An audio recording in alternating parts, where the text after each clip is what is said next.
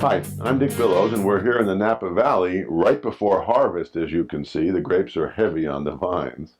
We're talking about risk management. The first episode of this series, we talked about risk identification, the idea of focusing in on a relatively limited number of risks so we can do something about them.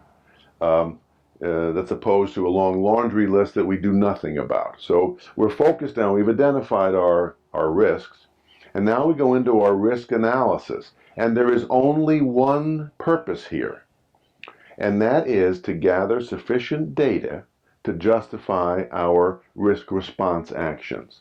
If we think a risk is big enough and we want to spend some money to try and avoid it, we have to justify that to the sponsor. So our risk analysis goes no further than we have to go to justify the risk responses we are thinking about. The cheapest way to analyze a risk is qualitatively.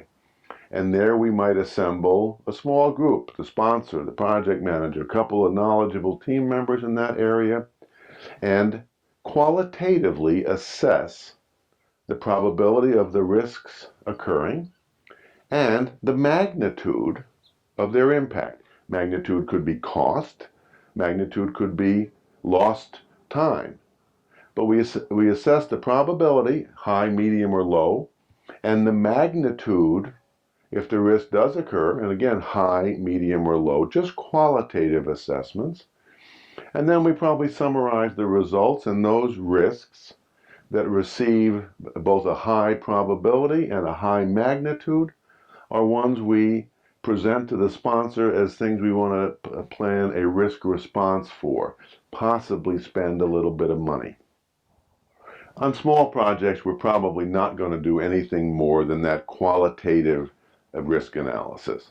Larger projects, projects for clients, projects that involve multiple departments within our organization, yeah, we may go in and do a little bit of quantitative risk analysis where we assess the same dimensions of a risk, the probability of it occurring and the magnitude if it does.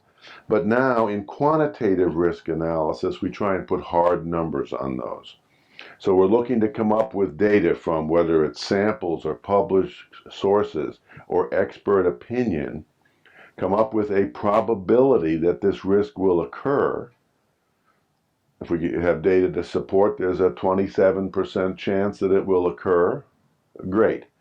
And then we come up with the magnitude of the impact, and we want to quantify that too, either in dollar terms. If it occurs, it'll cost us $10,000. Then we can calculate the expected value of the risk. And if we had a 27% chance of it occurring and a $10,000 cost impact if it does, the expected value of the risk is the result of multiplying those two numbers. $2,700 is the expected value of that risk. And what that expected value is a ceiling on what we can spend to try and avoid the risk.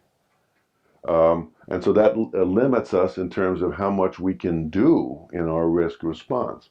Now, that could be $2,700, or if we impact the estimate as time, and it's 100 days, and a 27% impact of it occurring, then we have a 27-day expected value of the risk, and we'd use that to justify our risk responses. In either case, whether we go the simple route of qualitative analysis or the more sophisticated quantitative analysis, we come up with what are numbers or data that will convince the sponsor to approve our risk responses.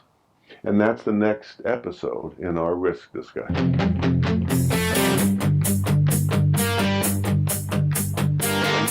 A big part of a project manager's success is based on communicating in meetings with individuals or small groups and in making presentations. Our individual instruction courses give you practice in these areas in live online sessions. Your instructor will play the role of the person with whom you're working.